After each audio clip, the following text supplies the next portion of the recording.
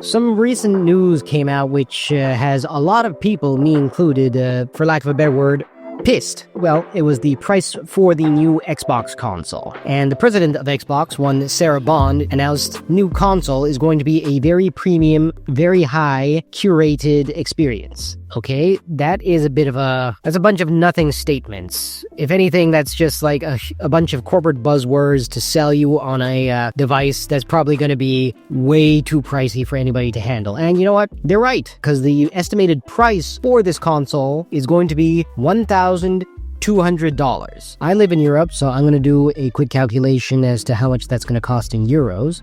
Dollar to euro. Okay, that's going to be 1,037 euros and 22 cents. This is beyond stupid, okay? A PlayStation 5, that cost, I think, was 700 euros or 600 euros. I got mine a bit later at around 500 euros. Nobody's gonna pay twice as much for a console.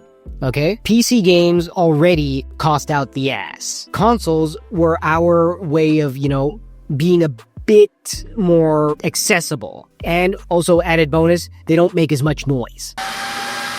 This is just another huge example of how the people in charge shouldn't be in charge of certain companies. And if you look at this Sarah Bond lady, you can clearly tell she has never even picked up a game in her life. The only games she probably plays are Candy Crush and anything on her phone, okay? She's not a gamer. She is, for lack of a better word, just a corporate mouthpiece. And it saddens me because I feel like people, the higher-ups in these game industries, just think they can do whatever they want. And granted, the game industry itself is still a young industry. Does it have bones like US, like steel or the car manufacturers or anything else? In comparison to all those other industries, very new. So the laws when it comes to labor and pricing, it's still developing. I mean, Europe just recently passed a law that outlawed games having loot boxes or even those predatory microtransactions. I mean, granted, they're still trying to find a way to do it left, right, and center, but the fact that that only now we're coming up with laws to prevent that is telling. And this is also just a good example of how game industries think it's the Wild West. Now, I want to do a bit of research as we're talking Xbox Bear Book, because this is something I've wanted to look into. I do remember there was something called Bare Bones. I don't know what it was. Oh yeah, now I remember. An Xbox console had to be online all the time. You couldn't play a game unless your internet was connected to your console. That in itself is also ridiculous because they automatically think, oh, this person has a PC or has a console. He wants the game. He will automatically play an online game. I myself, I don't play online games. I'm what you would call an unsocial gamer. I prefer the single-player experience because I don't want to wait to God knows how long in a lobby for people to show up and then pretty much just call me every name in the book.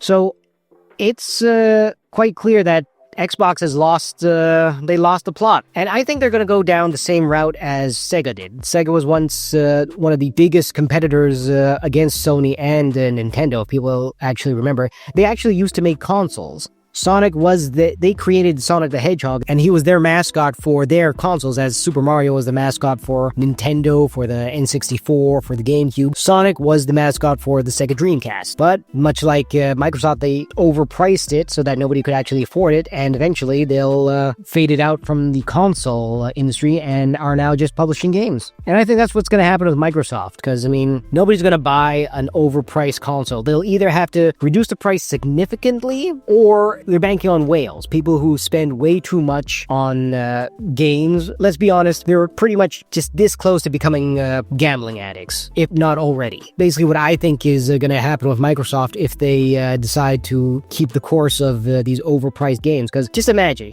if the console itself costs $1,200, how much are the games going to cost? How far are they willing to go when it comes to microtransactions? Because we already saw the disaster it was with the Xbox Game Pass. What's it going to stop them from increasing the price or even doing more scummy things on the side? Who knows? So if anything, I predict that Microsoft is just gonna stop making consoles altogether, maybe in the next 10 or so years, and they'll just be reduced to just publishing games. Who knows? That's what I think. What are your thoughts? Please let me know in the comments below. See ya.